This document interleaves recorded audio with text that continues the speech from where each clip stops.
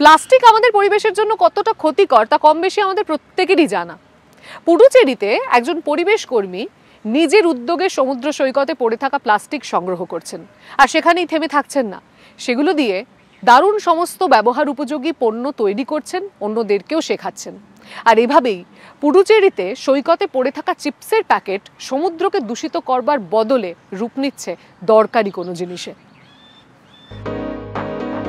জিনিসগুলো নজরকাড়া এবং দরকারিও বটে, আর এগুলো সবই আবর্জনা থেকে তৈরি।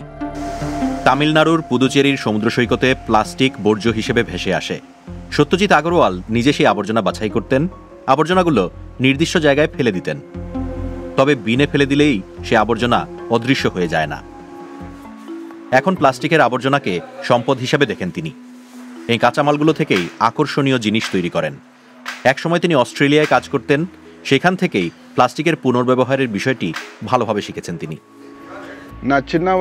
পুদুচেরিতেই আমার ছোটবেলা কেটেছে। 10 বছর এখানকার স্কুলে পড়েছি। আমি সমুদ্র খুব ভালোবাসি। প্রায় প্রতিদিনই সমুদ্রের ধারে আমরা খেলতাম। সেই সময়ের অনেক স্মৃতি রয়েছে। আমি পুদুচেরিকে মিস করতাম, তাই এখানে ফিরে এসেছি। ফিরে আসার পরে দেখলাম অনেক কিছুই আর আগের মতো নেই। সমুদ্র উপকূল আবর্জনার স্তূপে ভর্তি। আমার মনে হলো এই পরিস্থিতির পরিবর্তন দরকার।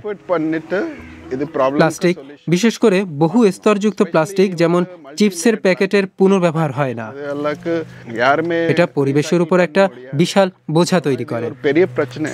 তিনি এখন পুদুচেরি এবং আশেপাশে এই কাজ ছড়িয়ে দিচ্ছেন।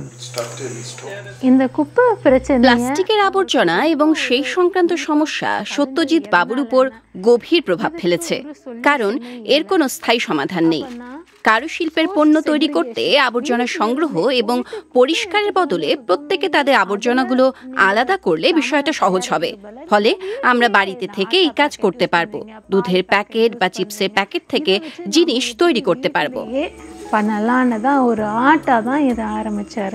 এগুলো কিভাবে বিক্রি করা যাবে, কিভাবে কারুশিল্পের মাধ্যমে নারীরা আয় করবেন, সেই সম্পর্কে পরামর্শ দেন পরিবেশবিদেরা।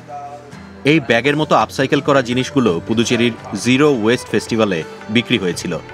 এটা দুপক্ষের জন্যই লাভজনক। আমি পানায়ুর কুপ্পম থেকে এসেছি। আমাদের পেশা সমুদ্রের উপর নির্ভরশীল, কিন্তু আজকাল প্রচুর আবর্জনা উপকূলে ভেসে আসে। প্লাস্টিক এবং অন্যান্য আবর্জনার মতোই এগুলো নিয়ে কি করব সে সম্পর্কে কোনো ধারণা ছিল না। এখন আমরা এগুলো ঝুড়ি, হ্যান্ডব্যাগ এবং অন্যান্য জিনিস বানাতে ব্যবহার করি। সত্যজিৎ বাবু পণ্য সংগ্রহ করলে আমাদের টাকা দেন। ছোট ঝুড়ির জন্য 200 টাকা পাই, বড় ঝুড়ির জন্য 300 টাকা, হ্যান্ডব্যাগের জন্য 800 টাকা এবং বাচ্চাদের ব্যাগের জন্য 900 টাকা পাই। সবচেয়ে জরুরি বিষয় হলো আমাদের গ্রাম অনেক পরিচ্ছন্ন, কোনো প্লাস্টিক নেই। அதெல்லாம் இல்லை, இப்போ நல்லா இருக்கு। গ্রামের নারীদের এই কাজ করে যখন স্বনির্ভর হতে দেখলাম, ভাবলাম আমিও সাহায্য করি। আমরা সবাই খুব খুশি। সত্যজিৎ আগরওয়াল দায়িত্বশীল হওয়ার বার্তা দিচ্ছেন। এটা আমার দিক থেকে সামান্য একটা পদক্ষেপ। যদি সবাই মিলে চেষ্টা করেন তাহলে পরিবেশ, সমুদ্র, প্রকৃতিকে আমরা রক্ষা করতে পারবো। এই নীল গ্রহকে রক্ষায় সবাই এগিয়ে আসবে, এমনটাই আশা তার।